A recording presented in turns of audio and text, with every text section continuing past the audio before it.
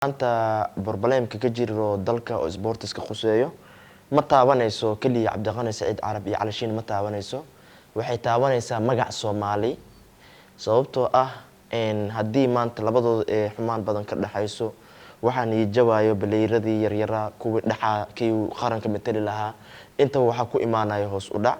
waan arin aad iyo aad u xun in dad madaxdeena maamulkeena ee macnaha xumaan iska kala tabanayaan marka waxa qurux badan in meel dhaxal iskugu imaado oo arintaas meel lagu xiro mana wanaagsano ana gar leh hadee socoto waa wax dalkeena uu ku dhismi waayay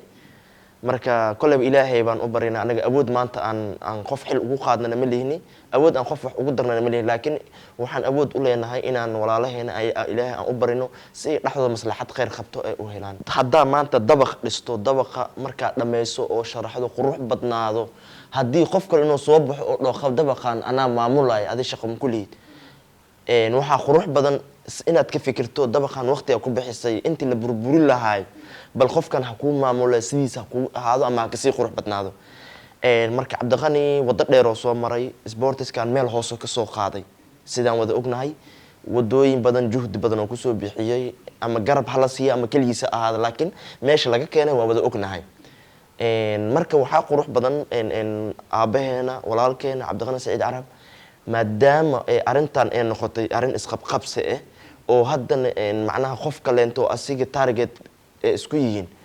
asigoo u daneynayo horumarka sportiska dalka iyo tan mid oo adduunka aan la tartamayna asoo u daneynayo inuusan fiirinin qalad iyo sax labadaba oo fiiriyo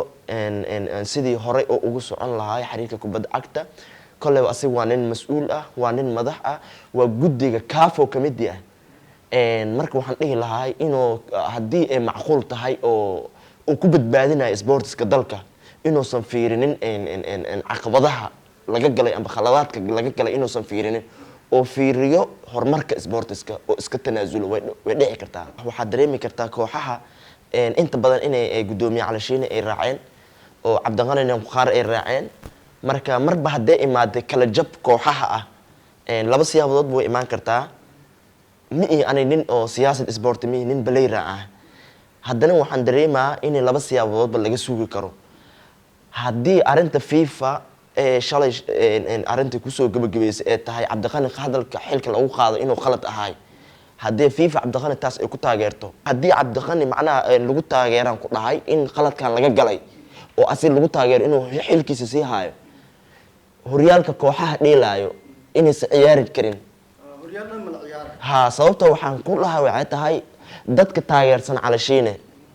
Cabdiqani ka soo horjeedo xataa shalay waxa la isku imaawaysa lagu dhahay labadooda in isoo hor fadhiistaan oo gartooda la is ag dhigo way dhici weysay marka ma imaan kartaa isleeyahay haddii oo Cabdiqani xil la dhaho waa saxsan yahay oo barnaamijkan asxilka siisa u haayo waxa imaan karto in kooxihii Calashiin raacsanaay inay dhahaan horyaalka ma ka qayb galeen waa fahamtana marka haddii la dhahana waxaan ani jeclaan lahaa in labadooda laba madax waaye inay isku imaadaan oo ilaahay dartiisa iskugu imaadaan sportiska dalka ay ka fikiraan horumarkiisa oo isla meel wax dhigaan niyo seen wax ka dhiganaa aniga isku dhacsane xilkan ma adaa hay karo mis ana hay karo marka Cabdiqani Saciid Carab waxaan ka codsan lahaa haddii ay suurtagal tahay oo badbaadada sportiska oo ka fikirayo walaalkeena waaye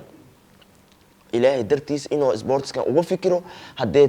hore ugu sii soconayo inuu ugu tanaasulo kolley ma dhihi karo Calashiin qof xun waaye sababtoo ah yaraantii ilaa hadda aqaana waa nin wanaagsan waa nin sportiska waqti badan u soo bixiyay waa nin juhdi badan jecel wixii qulubtiisa ku jira ilaahay subxaanahu wa ta'aala